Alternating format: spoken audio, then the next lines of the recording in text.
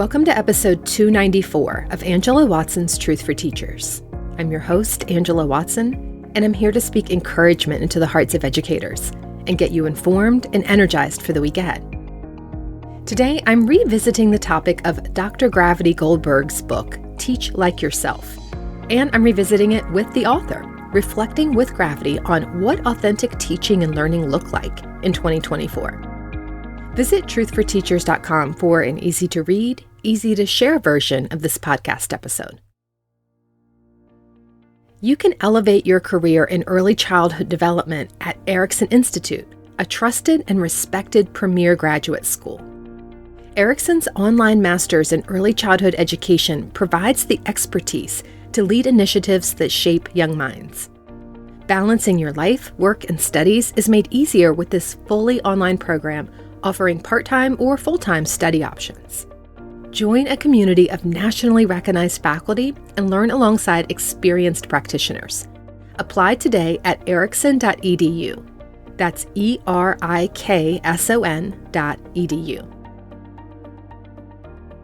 I've invited Dr. Gravity Goldberg on the show today. Gravity has over 20 years of teaching experience, including positions as a science teacher, a reading specialist, a third grade teacher, special educator, literacy coach, staff developer, assistant professor, educational consultant, and yoga teacher. As the founding director of Gravity Goldberg, LLC, she leads a team that offers side-by-side coaching and workshops that focus on teachers as decision makers and student-led instruction. You might remember Gravity from a 2019 interview I did. It ended up being one of the most downloaded Truth for Teachers episodes ever. It's episode 171, and it's called Teach Like Yourself: Why You Are the Person Your Students Need Most. Since that conversation, Gravity, who has authored 9 books on teaching, has released a new title called Active Learning: 40 Teaching Methods to Engage Students in Every Class and Every Subject, which she co-wrote with the late Barry Gilmore. We touch a bit on that book and what Gravity's working on now, but I thought of this conversation as a Teach Like Yourself revisited kind of thing.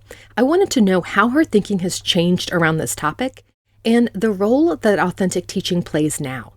Listen in. So, Gravity, the last time I had you on the show was fall 2019, which was obviously pre-pandemic. It feels like a million years ago, a totally different lifetime. So I want to revisit our discussion about the importance of teaching like yourself, of making a conscious and intentional effort to tap into your own personal power and being courageous. I feel like these practices are more important now than ever, and I want to know how you think they fit into the current landscape in teaching. I think even just choosing to walk in the door of a school building feels courageous to me. I want to sort of start by just acknowledging that with the emotional and physical traumas that people are bringing with them, with the fear around us, with the noise. It's for lack of having a better word for it, it's just a whole lot. Mm-hmm. And I was thinking about this in terms of there's the political and like everyday polarization happening that schools seem to be in the center of.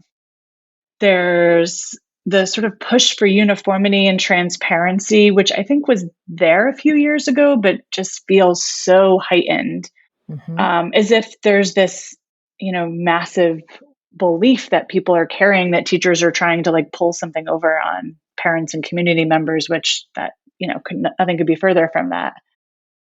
And then I think there's just the policies that are happening that, just my area of literacy that I spend a lot of time in, that we never used to have policies that banned things and mandated things from a curricular approach. So there's this deprofessionalization going on too, where things that were very local, whether it was local at the state or a town or school or classroom level, are no longer in the hands of teachers. So I just want to acknowledge that it's one thing to say, be yourself, show up authentically, but it's even harder when most of the time that's not the message being sent by people whose voices are really amplified.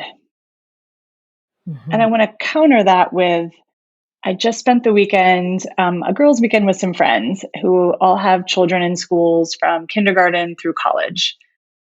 And that's not the message I hear from the parents.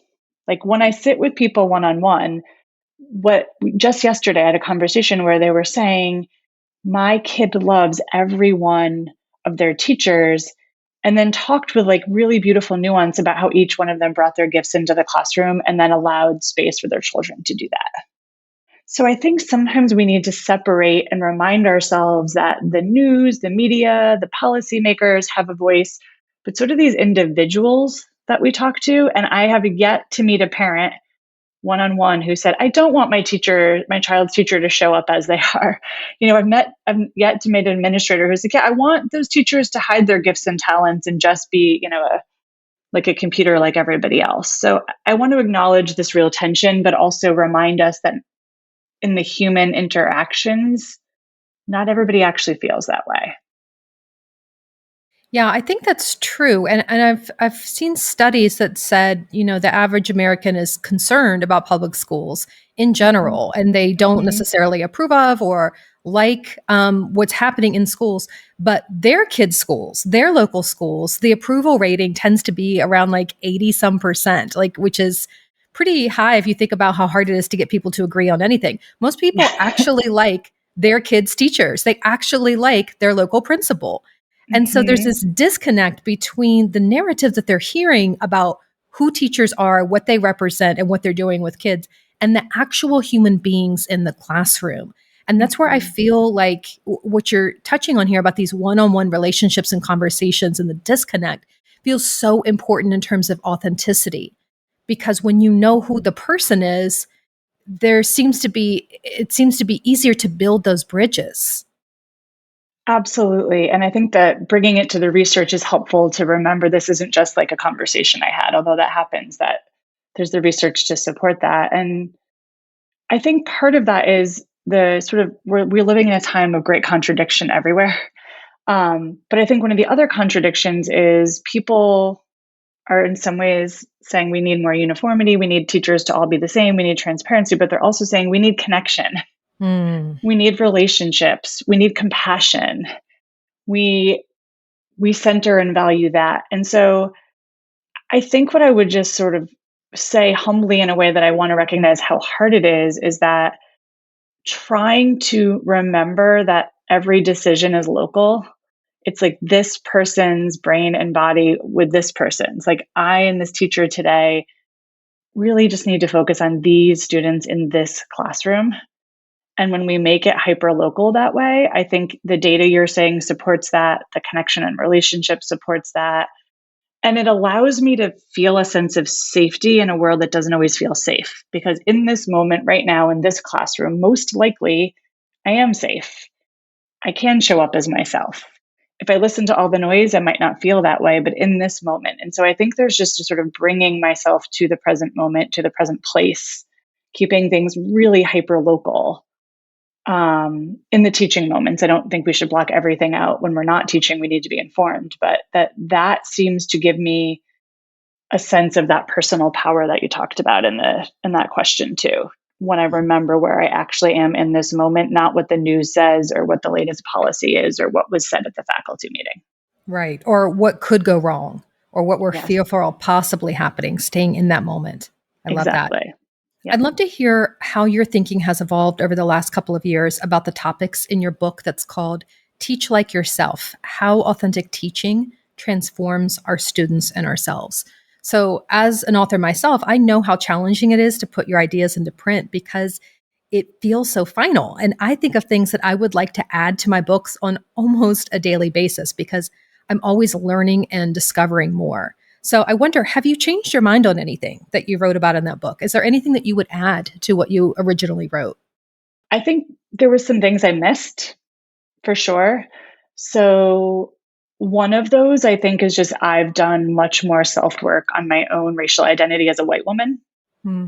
and what that means to be a white educator. And the idea of authenticity and teaching like yourself, I still strongly believe in and see the day to day evidence for. And yet, my identity doesn't necessarily match the student's identity. It never 100% does. Mm-hmm. And so I think part of it is not normalizing my experience and my identity as universal.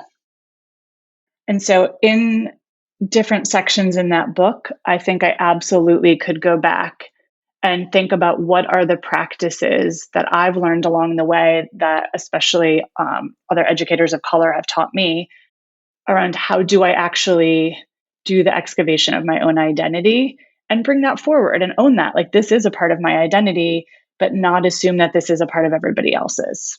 And I think part of authenticity is claiming part of my racial identity that I think, to be honest, I took a little bit for granted as that was more universal than it really is. So I think that's one huge part. And I think somewhat related to that is I've also just really learned a lot more about looking at things through the lens of impact as opposed to intent. And so I think part of the authenticity lens, like, was very much like get clear on your intention of who you want to be as a teacher. And I still think that matters. But I think maybe more importantly is what is the impact of how you show up as yourselves? And what is the impact of creating spaces for students to do that? So I think those are two areas where I just honestly had not done enough work myself when I wrote that book that now I would absolutely include. And when I present and lead workshops, I definitely include more of that work.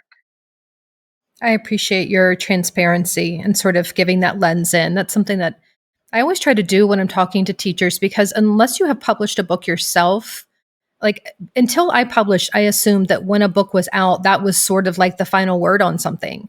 And I missed the fact that hopefully the author is continually learning and growing, and they're changing. The world is changing. They're having new experiences. And something that you wrote 10 years ago, you may, hopefully you've learned some new things along the way that have shifted your perspective. And I'd just like to illuminate that because I think it sort of gives us a little bit more grace when we're reading people's work, and recognizing that there's always more to come. And if we wait until we know it all, we wait until we're perfect, then we're never going to say anything. And it takes a lot of courageousness, I think, to put your work out into the world. And I know that book has really touched a lot of teachers. I've heard from a lot of folks how much that book and just your work in general has really helped them, even in its imperfect state. And that's, how I really want to show up too, because my work is certainly imperfect. There's certainly things that I would like to change. And just embracing that as part of the process instead of trying to show up perfect and trying to know it all. And I think as you're saying that, it's also just striking me that that's what teaching is. It's writing, but it's also teaching. Yes. That's right. You're not going to know it all at first, and you're going to look back on your practice and think about things that you wish you had known earlier on. Absolutely. Yeah. There's definitely teaching practices I did early on that I would never do now. That's the fact that like revision is life work. It's not just something we do as writers. Mm-hmm. Well, your most recent book actually talks about teaching strategies that you really like and that are really research-based. It's a book that you co-authored with Barry Gilmore, and it's called Active Learning, 40 Teaching Methods to Engage Students in Every Class and Every Subject. And in this book, you have curated high-impact teaching strategies that help students be more actively engaged in learning. And I would like to talk about that through this lens of authentic teaching. How can teachers figure out how to integrate engagement strategies in a way that feels authentic and meaningful, rather than just tossing something into their instructional day because they think they should or they're told they should? I definitely see that. I've definitely done that. Mm-hmm. So it's interesting because when I came onto this book project, Barry Gilmore, my co-author, was in pretty late stages of cancer and actually dying. And so I came on as a co-author of this book to help him finish it. It was one of his last wishes. And one of the things that I brought to it was this lens that you're talking about. So I appreciate you asking that question, this idea of like, we had a lot of these strategies. We had to, of course, do revision, and things came in and out and were changed. But one of the things that I wanted to bring to this was the idea that the reason we choose an instructional strategy, the reason we choose a teaching method, can't just be because we read about it or we did it in a PD or it looks interesting and might get kids like up and moving. That there has to be a way in which it's going to engage them and get them thinking, because there's just so much that I see where students are actively going through experiences without actively thinking. Yes. And so the book is grounded in the idea of like the ultimate goal is we want students to develop independence of mind. We want them to be thinkers. And so, while of course we could think about lots of different types of thinking, there were four main types of thinking that I really grounded this book in. And so that becomes to me a compass for how to decide on which strategies and which methods to use. And those types of thinking are independent thinking, where they can think for themselves. Like, how might this strategy actually set students up to form their own opinions and ideas? A second is creative thinking. So, how do I create context where the experience has allowed students to create something that literally never existed before? Whether it's combining things in new ways, or taking something out, or adding something in, or bringing a fresh idea to the table. A third is empathetic thinking. The idea of, like, how might this instructional practice help my students develop empathy? The ability to recognize another perspective, the ability to say, I might not have this worldview, but I can take time to understand somebody else's. I think that's where the impact piece can come in. And then that fourth kind is problem solving thinking. How am I setting students up to solve real relevant problems in any subject area and to bring their thinking into that process? So it's not like we ever work on one at a time, and it's not a checklist by any means, but to me, it just, like I said, becomes almost a compass for, like, what's the direction I want to go in, and does this strategy or this method set students up in a context to develop those types of thinking? And so to me, that is a set of questions that any teacher could ask. I can ask that if I'm an art teacher or a PE teacher or a science teacher or social, like, those four types of thinking are not subject area specific. The goal of the active learning strategies in the book is this is one of the lines from the book that I really appreciate. It says, it's to help students become intellectually curious, physically active, and emotionally involved in collaborative work that builds their capacity for empathy.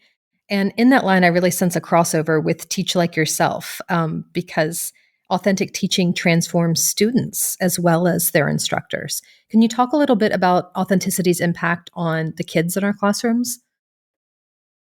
I think the first thing that comes to mind around that is there's a lot, especially in a teenager's day, that might push them in a direction of showing up as the best, glossiest version of themselves. Like, Hmm. what are we posting on social media? What are we curating? How are we choosing to present ourselves in ways that seem somewhat more permanent in photos and videos, right? And comments. And I think there's a real repercussion to that, because most of the time that's not the reality.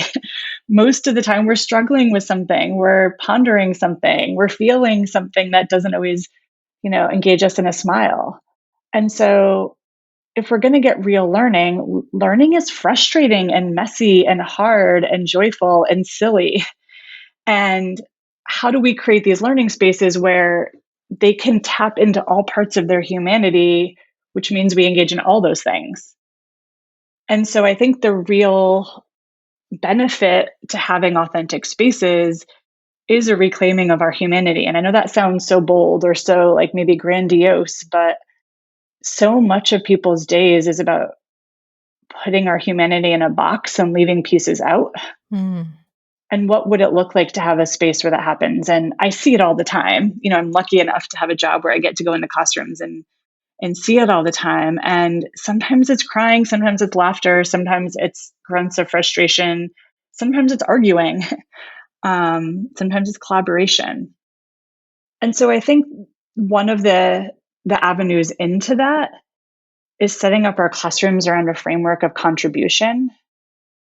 This idea that if each of you students were not in this room, if any one of you weren't here, we wouldn't get the same beautiful results, that each of you matter. And so when you bring your gifts and talents and quirks and personalities and all parts of you and your identities into the classroom, we all benefit from that. And so and this maybe even goes back to the what did you leave out of the book? One of the things I do now is I make sure we start the beginning of the year, the beginning of a course, the beginning of a unit, like, how are we each going to contribute? What are we going to bring forth that's going to make all of our community a little better? And sometimes they have very academic answers, the students, and sometimes they say things like, I'm going to crack a joke and make us laugh, or I'm going to remind us when we need to drink water. But that Mhm. matters too, That's right. right? And so I just think this idea that community is about every person feeling like they matter and their contributions matter is so essential for learning. And I don't think any of today's problems can be solved by individuals. It's all going to be collaborative. So if we're not supporting that in schools, we're not setting up a planet and a community and a country and a world that's going to survive. What are some specific and practical ways that we can do this so we can make sure students are able to be their true, authentic selves in the classroom? Yeah, it's hard. I want to acknowledge that. Mhm.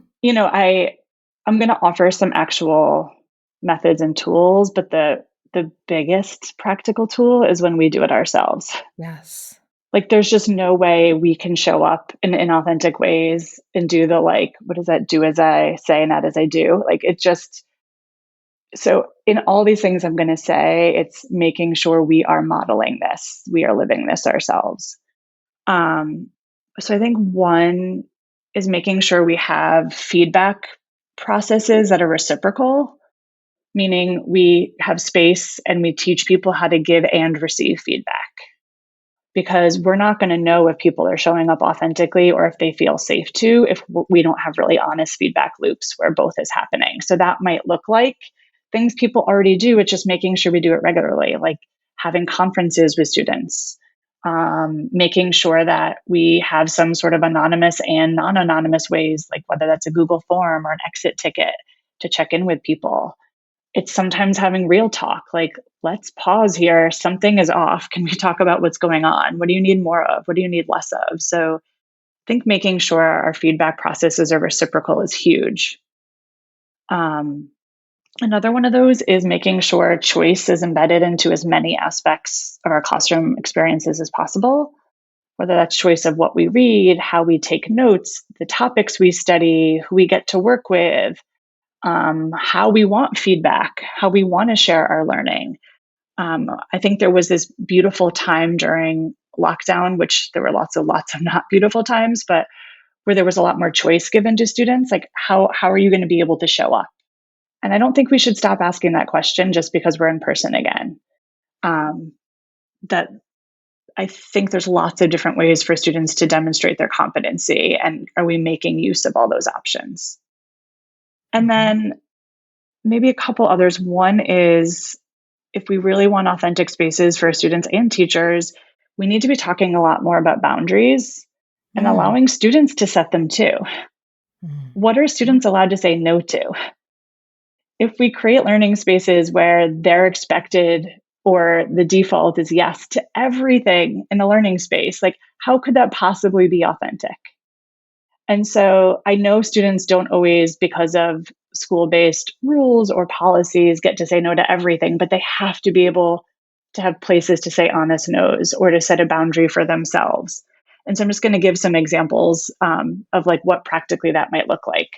In one of the schools where I was working, students were expected, to read every night a certain amount of pages, and students had some real talk with the teacher and said, like, we have lives outside of school. We cannot every night read X amount of pages. Like, there are real obligations we have. And so they set a boundary to say, like, we have to say no. Like, if you want us to do that, we're going to end up faking it.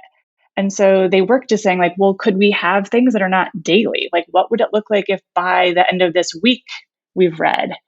And while not every student loved that idea, many more of them were able to say, oh, yeah, I have flexibility then. Like, I can choose then when I'm going to read more. And on some nights, I'm not going to read at all.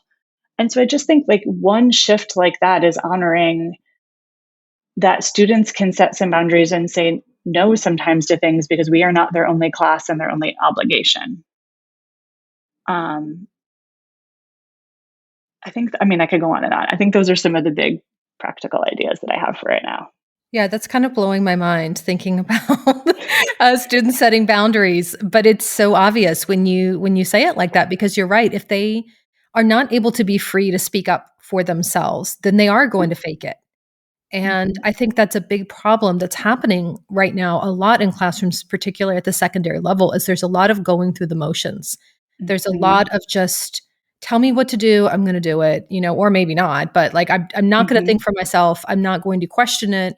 I'm not going to go above the bare minimum. I'm going to just do whatever I have to do just to get out of this class, basically, to either Yep. graduate or to just check this off my list so I'm done and I don't have to think about it anymore. And not really having goals for themselves past that. That's something that I've been hearing a lot from secondary Mhm. teachers lately is, um, like the goal, if there is a goal, it's just to graduate. They don't necessarily have goals for themselves outside of that. And I'm Mhm. wondering how, in all of your expertise and research and all of the work that you've done, how are you thinking right now about student apathy and disengagement, sort of hopelessness of Gen Z that certainly not all of them are feeling or experiencing, but that seems to be presenting in bigger numbers where students are sort of uncertain of the future and not sure if it's really worth putting in the hard work because it may not pay off for them. There may not be a healthy planet for them to live in. They may not ever be able to afford a home. What are you seeing in your work, and how do you think that these practices kind of address these deeper needs of students to be able to Mhm. really show up truly as themselves and to sort of work through these issues? I mean, I wish I had the answer to that for many reasons, but my insights, maybe I could contribute, are this. I don't know a single person, let alone educator right now, who's not really overwhelmed. I mean, as we're recording this, it's also October, the longest month in teaching world. But it's people are overwhelmed, people are overtired, people are connection deprived and obligation overwhelmed, right? So I don't think that's any different for students.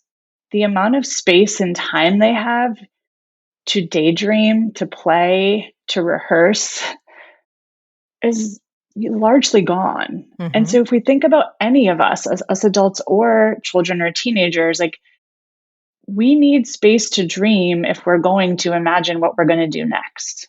Otherwise, everything is just a checklist. And for many of them, everything is a checklist. So while I think part of the issue is just the large problems that they are inheriting, to some degree, we've always had that. But Hmm. each generation seems to be more full, like no free time to daydream and play. And so I think part of that is what would it look like to have more space for that in classrooms? Because we can lament that, like, oh, outside they're too overscheduled, they're too plugged into their devices. We have no control over that. In our classrooms, are there places where we rehearse for things? Are there places where we think about like what could be? Are we teaching students to claim their gifts and their contributions and to say like what might it look like in a bigger scale or an out of school scale? I think part of that is it means taking enough time to know ourselves well enough to know what those next steps and goals would be.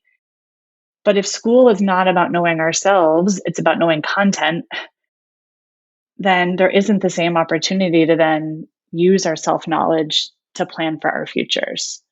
So I think part of this is making these macro problems smaller, creating a lot more time for feedback and self reflection, and creating some more playful dreaming time. And I know that sounds so woo woo-y, but I think it's just essential for any sort of vision for the future that's not what already exists.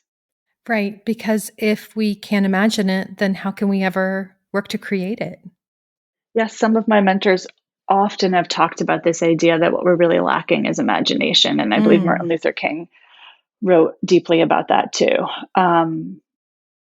which is why creative and empathetic thinking are essential.